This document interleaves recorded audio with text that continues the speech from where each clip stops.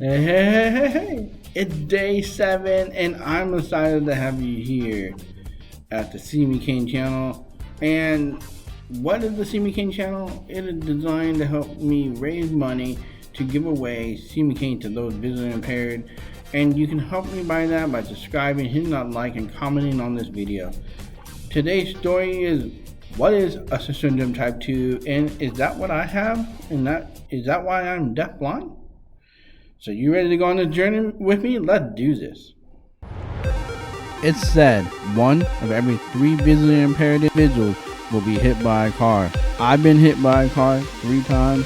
My name is Kelvin, the inventor of the See Me cane, the first fully lighted white cane for those visually impaired to help them from being hit by a car. Join me to help me live and 253 million visually impaired people beyond this challenge. And you can help me do this by hitting that subscribe button and hit that bell so that you don't miss a notification and watch the full video, so that we monetize this channel, so that every video can be a donation to help me give away more See Me cane for those that can't afford it.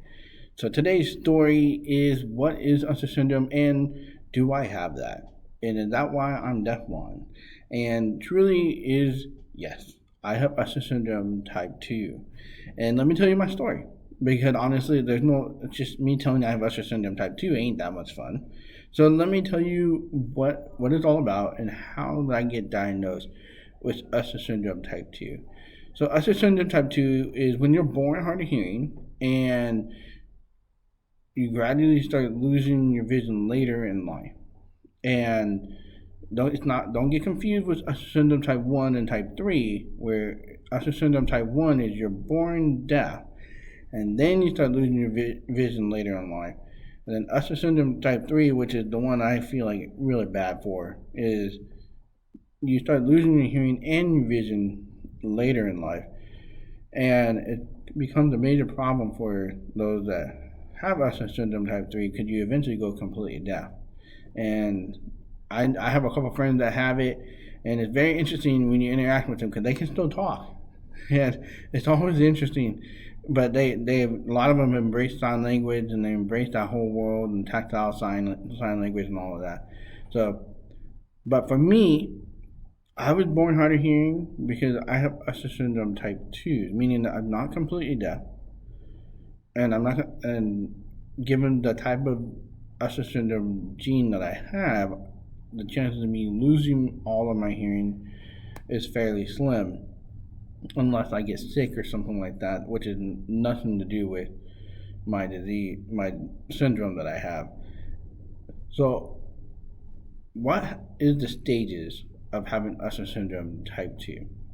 So, when you're born hard of hearing and you start losing your night vision around age 13ish, and which was about the time that I lost my night vision.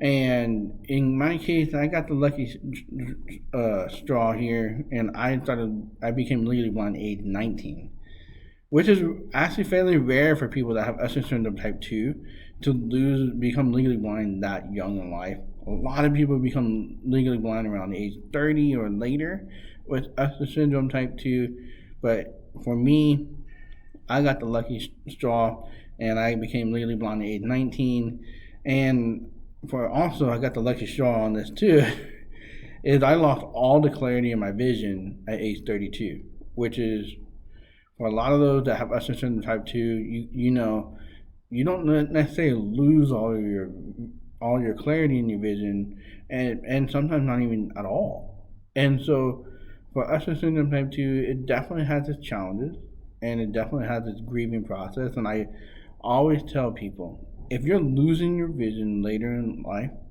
so like in my case, I became legally blind at age 19, I had to grieve through that process. And I didn't do that very healthfully.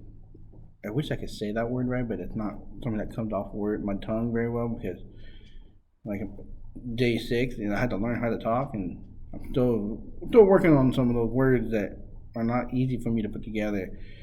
But as I have continued to live beyond my challenges and grieving through my deaf blindness, age 19 is when I didn't do that great with it.